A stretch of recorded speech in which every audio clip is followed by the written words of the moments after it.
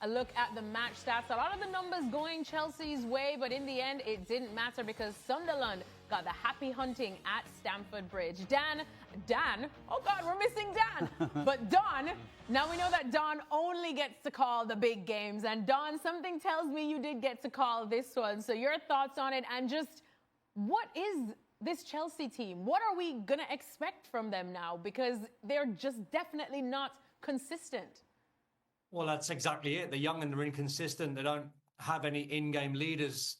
There was a game when I played in many moons ago. We won 4-2 and I scored a brace, but they had Desai and Frank Leboeuf at the back. They had leaders through the middle of the pitch. Sunderland rocked up today, outplayed them. I was trying to pick my man of the match at the end of the game. Dan Ballard was brilliant at the back. Enzo Lefebvre, brilliant in midfield. Granit Xhaka ran the show. Granit Xhaka looked like he played in slippers today. He was that good. But Chelsea lost their way in game. And what frustrated me most about the Chelsea performance is they were moving the ball too slow. So Enzo Fernandez got on the ball. Sunderland went in a sort of low block. And I was like, 1, 2, 3, 4, 5, 6 touches he had. He played it to Reece James. 1, 2, 3, 4, 5, 6 touches he had. And it was just symptomatic of how Chelsea approached the game, and they lost their way. They got off to a good start, but then Neto faded in the game. Garnacho faded in the game. He had to try and go to his bench to try and find a spark. But the more the game went on, Sunderland just sat in that low block at 1-1, looked like they were going to get a 1-1, but won the game late on. And that, I'm afraid, Alexis, is what you're going to see from Chelsea from now to the end of the season.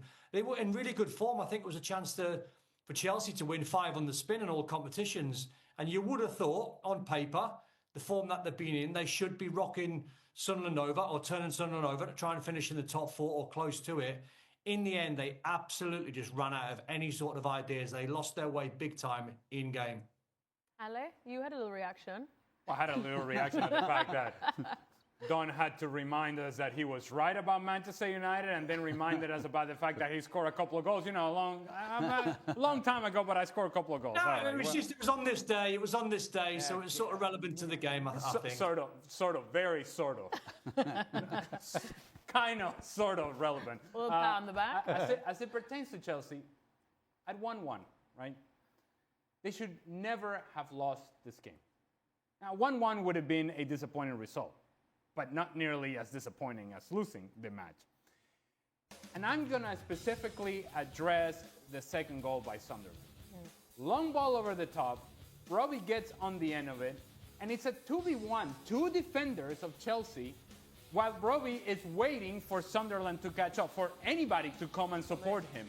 Chalobah, instead of actually closing him down and making it a real 2v1 and forcing him to the outside, he just allowed Robbie to sit on the ball. Literally, 1 Mississippi, 2 Mississippi. He's sitting, standing, waiting for the support to come. Chalobah's over here, also just standing and watching. No, go and close the ball down, make it a 2v1, force him to the outside so that now he cannot wait for the help. He has to dribble away from the pressure and away from goal. They allowed Robbie to do whatever he wanted, and then Talby, who had sprinted 40 yards to get there, then has the presence of mind to have the finish that he did. Great for Sunderland. Awful defending from Chelsea, and it's awful management of a late game situation. You cannot be so concerned about scoring the game-winning goal that you forget about doing basic defending and keeping the score at worst at 1-1. Stevie, your thoughts on Chelsea? Complete sucker punch at the end.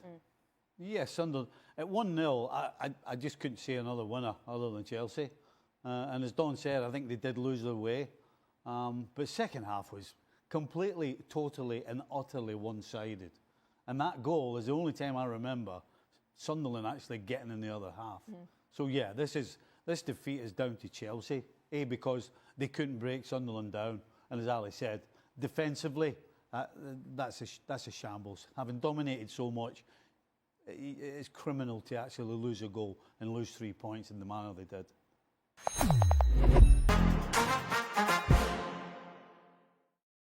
Right. What on earth were Chelsea doing for Sunderland's late winner yesterday? It's the question every single Blue is asking themselves this morning, after that absolutely gutting 2-1 defeat at the Bridge. Let's be honest, we've all watched that goal back about 50 times already, haven't we? And each time, it gets more frustrating. Enzo Maresca's side had been flying, 4 wins on the bounce, confidence building, and then this happens. Alejandro Garnacho gets his first goal for the club after just 4 minutes. Brilliant start, exactly what we needed. The Argentine winger, who joined from Manchester United in August for £40 million, finally opened his account in blue, but then it all went pear-shaped. Wilson Isidore equalises from a messy long throw situation, and from that point onwards, Chelsea just couldn't break them down. The numbers tell one story: 62% possession, more shots, more control, but football's not played on a spreadsheet, is it? Before we dive deeper into this frustrating afternoon, make sure you hit that subscribe button and turn on notifications. We're bringing you all the latest Chelsea news, tactical breakdowns, and honest analysis that you won't find anywhere else. Right, let's get into what went wrong. The second half was absolutely one-sided. Chelsea dominated, pushed, probed, but Sunderland sat deep with all 11 men behind the ball, and we just couldn't find that killer pass. Maresca rang the changes, bringing on fresh legs, trying to find a spark, but nothing worked. João Pedro, who joined from Brighton in July for £60 million and has been brilliant for us in the Champions League and Club World Cup, couldn't find the breakthrough. And then comes the sucker punch. 3 minutes into stoppage time, a long ball forward, and suddenly, Chelsea's defence is in absolute chaos. This is where it gets proper frustrating. Brian Brobby gets on the end of that ball, and it's a 2 versus 1 situation.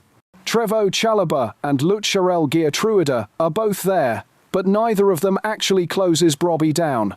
He's literally standing there, waiting for support. 1 Mississippi, 2 Mississippi, just holding the ball whilst Chelsea's defenders are watching like spectators at a museum. Where's the urgency? Where's the aggression?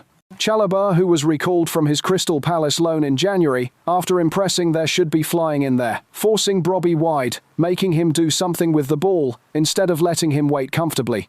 It's basic defending, really. You've got a 2-on-1, you make it count, you don't just stand off and admire the opposition.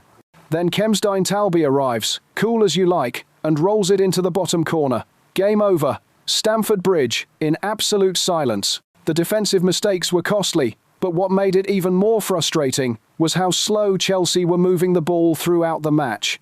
Enzo Fernandez would get it, Sunderland would drop into their low block, and he'd take 5-6 touches before playing it to Reece James, who'd then take another 5 or 6 touches.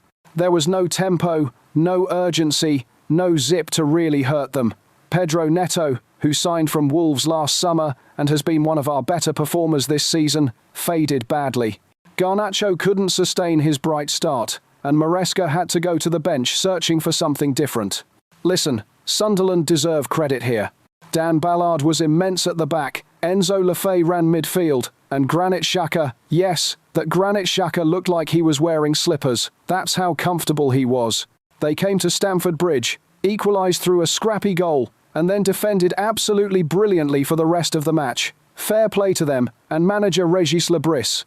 But this is exactly what we're going to see from Chelsea between now and the end of the season, isn't it? Brilliant one week, disappointing the next. They're a young squad still learning, still developing, but when you're chasing that top 4 spot, having finished 4th last season and won both the Conference League and Club World Cup, you simply cannot afford to lose matches like this at home. Sunderland are a good side, sitting 7th in the table with 14 points, but they rocked up and nicked all 3 points with a goal in the 93rd minute. The tactical setup wasn't necessarily wrong. Chelsea tried to work it wide, stretch Sunderland, then switch play to the far post. But when your opponents put everyone behind the ball, you need more creativity, more movement, more variety.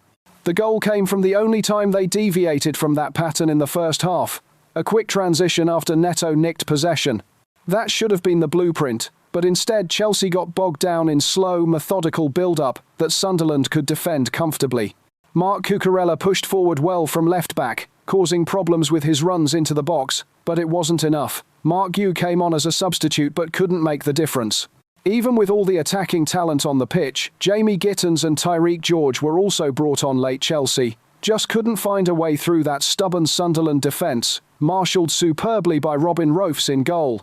Maresca's going to have to sort this out quickly. Wednesday brings a Carabao Cup trip to Wolves. Then it's the North London derby against Spurs next Saturday, a massive test of character after this defeat. The players need to learn how to manage these situations better, how to see out matches when they're not winning, and most importantly, how to defend properly when caught on the break. The frustration isn't just about losing, it's about how Chelsea lost, dominating the second half completely, creating chances, only to switch off for one moment and get punished. That's the difference between fighting for top four and actually securing it. These are the matches you've got to win, especially at home, especially when you've been in such good form. Chelsea had thrashed Ajax 5-1 the Champions League just days before, so this defeat stings even more. The pundits got it absolutely spot on. This Chelsea team is young and inconsistent. They don't have those in-game leaders who can manage situations like that final defensive moment. When you're 1-1 late on, defending that moment properly is everything. You cannot be so desperate to score the winner that you forget how to defend and keep the score level at worst. That's championship winning mentality, and right now, Chelsea don't have it consistently enough. So where do Chelsea go from here? It's about bouncing back, showing resilience, and proving this was just a blip rather than the start of another inconsistent run. The talent's there, players like João Pedro, Garnacho, Neto, Cole Palmer when he's fit, Enzo Fernandez, Moises Caicedo. The system's there under Maresca, but those in-game management skills and defensive concentration need serious improvement. You can't give teams like Sunderland any encouragement, because they'll take it and run with it, as we saw yesterday. This loss drops Chelsea to 7th in the table, level on 14 points with Sunderland but behind on goal difference. That's simply not good enough for a club with Chelsea's ambitions and resources.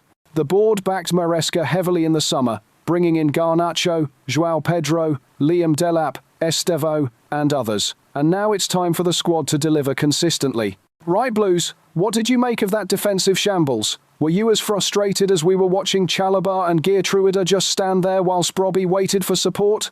Let us know in the comments below, and don't forget to subscribe for all the latest Chelsea news and analysis. We'll be back soon with more coverage of the Wolves Cup tie and the build-up to that massive Tottenham match. Come on, Chelsea.